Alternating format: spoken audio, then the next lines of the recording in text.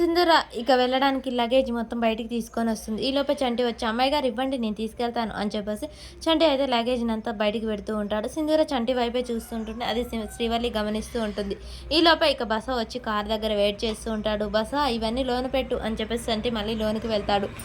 ఇక తులసి పిండి వంటలు తీసుకొని అక్కడికి వస్తుంది. ఇవన్నీ ఇప్పుడు ఎందుకు అమ్మగారు అక్కడ లెవ్వా అనగానే అక్కడ లెవ్వని కాదయ్యా, ఇవన్నీ ఆడపిల్లని ఉత్త చేతులతో పంపకూడదని ఇస్తారు, ఇవన్నీ తీసుకెళ్ళి కారులో పెట్టు అని చెప్పేసి తులసి అయితే చంటి చేతికి ఇస్తుంది. అలా అన్నీ ఇవ్వడంతో సింధూర చంటి మొయలేడనో ఇబ్బంది పడుతూ ఉంటుంది. అక్క నేను ఒకటి అడుగుతా చెప్తావా, చంటి అంటే నీకు ఇష్టం కదా, చంటి ఏం చేసినా పొంగిపోతావు, చంటి ఏం మాట్లాడినా భోజనం చేసినా తను ఎలా మాట్లాడినా ఎలా పాట పాడినా అన్నీ గమనించి చంటి మాట్లాడిన ప్రతిసారి నీ ముఖంలో ఆనందం కలుగుతుంది అక్క, చంటి అంటే ఇష్టం కదా నీకు అని చెప్పేసి చంటినే అత్తమ్మ ఎలాగో పెళ్లి చేసుకోమంటుంది కదా, నువ్వు చంటిని పెళ్లి చేసుకుంటానని చెప్పొచ్చు కదక్క అని చెప్పేసి శ్రీవల్లి అయితే అంటూ ఉంటుంది.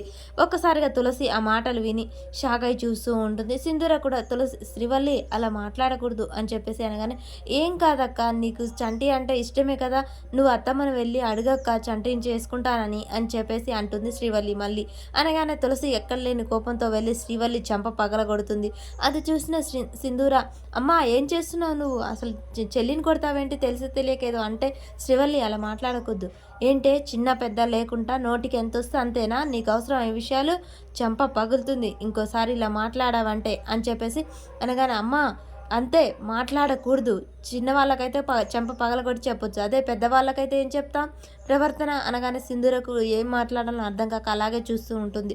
తులసి చాలా ఆవేశంగా ఉంటుంది. అమ్మ శ్రీవల్లి నువ్వు లోనికి వెళ్ళు అని చెప్పేసి సింధూర అయితే శ్రీవల్లిని లోపలికి తోలుతుంది. అమ్మ నువ్వేం మాట్లాడుతున్నావు అదేదో తెలిసి తెలియక సింధూర నా మనసులో ఏ బాధ ఏ ఆవేదన ఉందో శ్రీవల్లి అదే బయట పెట్టింది, అడుగుతున్నాను చంటిని నువ్వు పెళ్లి చేసుకోకూడదు, నీకు ఆ ఇష్టం ఉందా అని చెప్పేసి అడగగానే మధ్యతరగతి వాళ్ళు పెళ్లి చేసుకోకూడదమ్మా అని చెప్పేసి అయితే చంటిని అంటూ ఉంటుంది.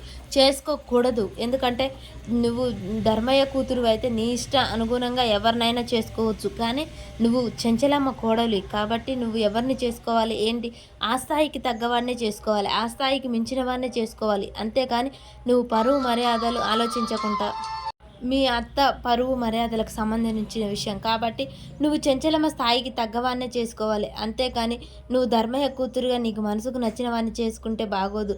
మీ అత్తమ్మ వారసురాలుగా నిన్ను కూర్చోబెట్టింది, మీ అత్తమ్మకు జేజేలు కొట్టి 10 మంది హారతులు పడతారు, అలాంటిది నువ్వు ఆ పెట్టు నుండి మెట్టి నుండి పరువు కాపాడాల్సిన బాధ్యత నువ్వు ఉంది. ఈ సమయంలో నువ్వు ఏ చిన్న పొరపాటు చేసినా చెంచలమ్మ చేత అవమానించబడుతుంది అందరి చేత, చెంచలమ్మకు జేజేలు కొట్టిన వాళ్ళే ముఖాన్ని అడుగుతారు, కాబట్టి నీ వల్ల మీ అత్తింటి పరువు ఎటువంటి పరిస్థితిలోనూ పోకూడదు, మీ అత్త పెద్ద మనసు చేసుకొని నీకు పెళ్లి చేస్తానని చెప్పింది, అది గుర్తుంచుకో సింధూరా, అంతకు మించి నువ్వు ఇంకా వేరే ఆలోచన చేస్తే మాత్రం బాగుండదు, నువ్వు తప్పు చేస్తే మీ ముగ్గురు మాత్రమే తలదించుకోవాలి, కానీ మీ అత్తింటి వాళ్ళు ఊరే తలదించుకోవాల్సి వస్తుంది, కాబట్టి నువ్వు ఒళ్ళు జాగ్రత్తగా పెట్టుకొని భద్రంగా ఆలోచించుకో అని చెప్పేసి అయితే ఇక తులసి ఆవేశంగా చెప్తూ ఉంటుంది.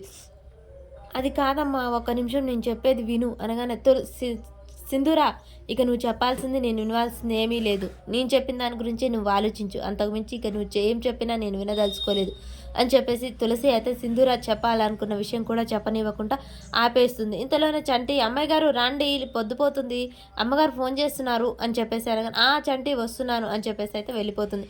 మరి సింధూర చంటిని ఇక దూరం చేస్తుందా?